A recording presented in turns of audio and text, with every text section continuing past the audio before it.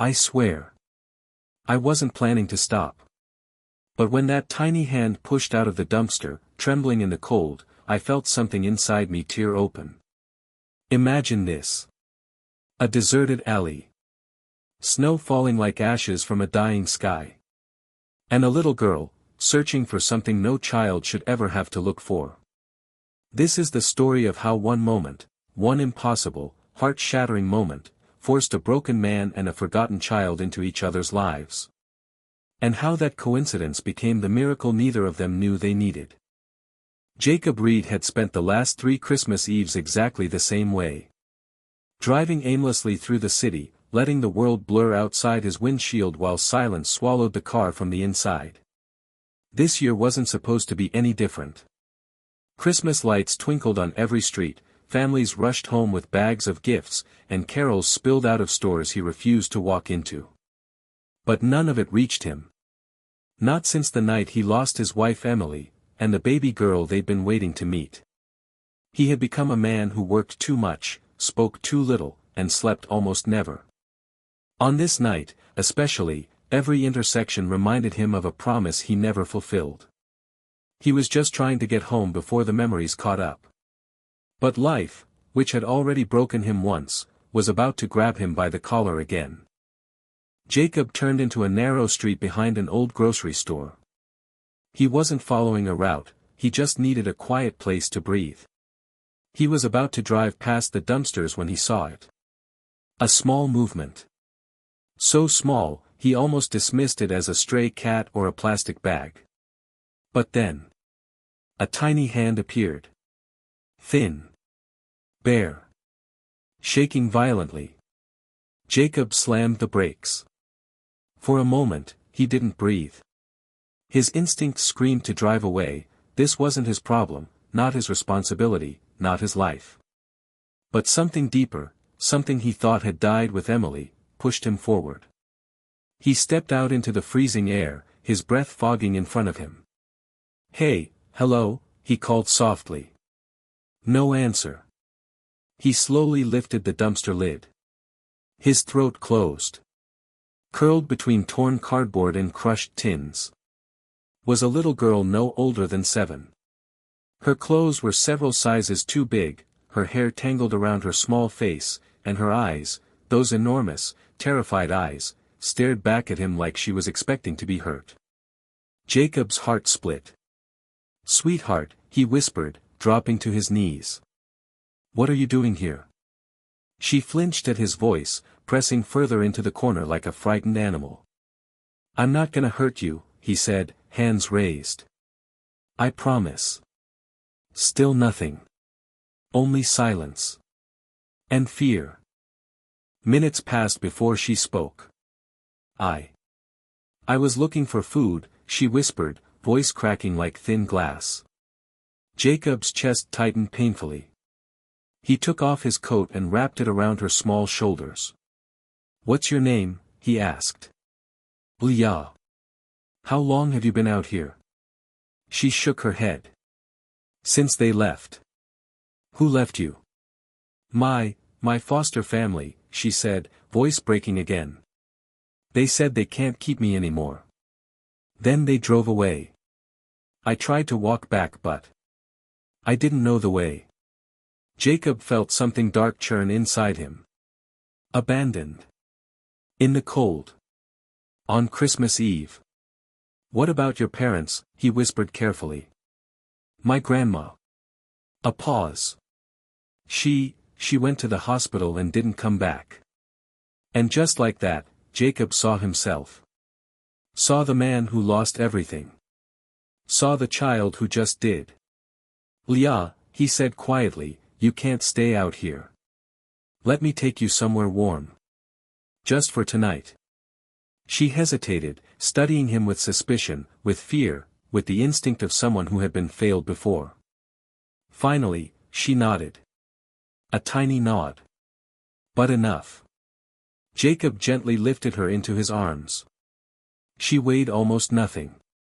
Nothing at all. Jacob's house was still decorated the way Emily left it. Her favorite wreath on the door. The knitted Christmas blanket she made draped over the couch. Nothing had changed. Because he couldn't. When he placed Leah on the couch, she looked around like she'd stepped into another world. "It's warm," she whispered. Her voice. He hadn't realized how long it had been since a child's voice filled this place. Jacob made hot soup, watching her from the corner of his eye. She didn't attack the bowl the way starving kids sometimes did. Instead, she held the spoon tight, trembling, not from hunger but from the fear it might be taken away. "Eat slowly," he said gently. She nodded. Halfway through, she asked, why are you helping me?" Jacob froze. "Because I wish someone had helped me. Because you remind me of her. Because no child deserves to feel unloved." But he didn't say any of that. Instead. "Because you needed help," he said softly. "And because I could." Leah stared at him for a long moment, then smiled. A small, fragile, but real smile. Jacob looked away, because if he didn't, he would break. After dinner, he found an old box of Emily's winter clothes, tiny sweaters she'd bought for their unborn daughter. He froze when he touched them. He should have donated them years ago. But he couldn't. "Are these, for me?" Leah asked. Jacob hesitated. Then nodded. "Yeah. They're yours now." Leah hugged the sweater to her chest as if it were life itself. "Thank you," she whispered. Jacob swallowed a wave of emotion. Somewhere in a forgotten corner of his mind, a door unlocked, just a little. Later, while she slept on the couch under Emily's knitted blanket, Jacob sat nearby, watching her chest rise and fall. He felt something he thought he would never feel again. Purpose. Leah woke up early, tiptoeing around the room, looking at the pictures on the walls. "That's your wife?" she asked, pointing to a photo. Jacob nodded. "She was special." "The most special," he said softly. Leah hugged herself. "My grandma was special too." Silence. A shared grief between two people who had lost different but equal pieces of their world. Then Leah said something that shattered Jacob. "Can I stay, just one more day?" Jacob's breath caught. He couldn't adopt her. He wasn't prepared. He was still healing. But looking into those hopeful, cracked eyes. How could he say no? "One more day," he whispered. Her face lit up, not with the joy of a child, but with the relief of someone who hadn't been chosen in a long time. Jacob took her to the police station to report her situation. The officers called social services. They said she would be placed in another foster home within 48 hours. Leah squeezed Jacob's hand so tight her knuckles turned white. "Please, don't let them take me," she whispered. And that's when Jacob realized. He wasn't healing her. She was healing him. He knelt down in front of her. "Leah, do you want to stay with me?" Her eyes flooded instantly. "You want me?" "I do," he said, voice trembling. "If you'll have me." She nodded, hard, desperate. Then she threw her arms around his neck. For the first time in years. Jacob cried. Not because of loss.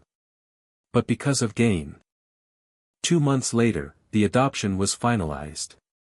Jacob Reed, once a broken man, became the father he always wanted to be. Leah, once an abandoned child, became the daughter she never believed she could be. On the first night in her new home as his official child, she whispered. "Dad, can we put up new lights next Christmas? One's just for us." Jacob smiled, brushing her hair back. "Yes," he said softly. "For us. Sometimes the universe takes everything from you. Only to return something far greater. Sometimes the child you save saves you back. And sometimes a single moment in a forgotten alley can rewrite 2 lives forever." If this story touched your heart, don't leave silently. subscribe to Souls Connecting Tales and stay with us for more moments that remind us what it means to be human. Leave a comment and share your thoughts. Your words might comfort someone who needs them more than you know. And if you felt even a spark of hope today, give this video a like, because sometimes a small act of support can change everything.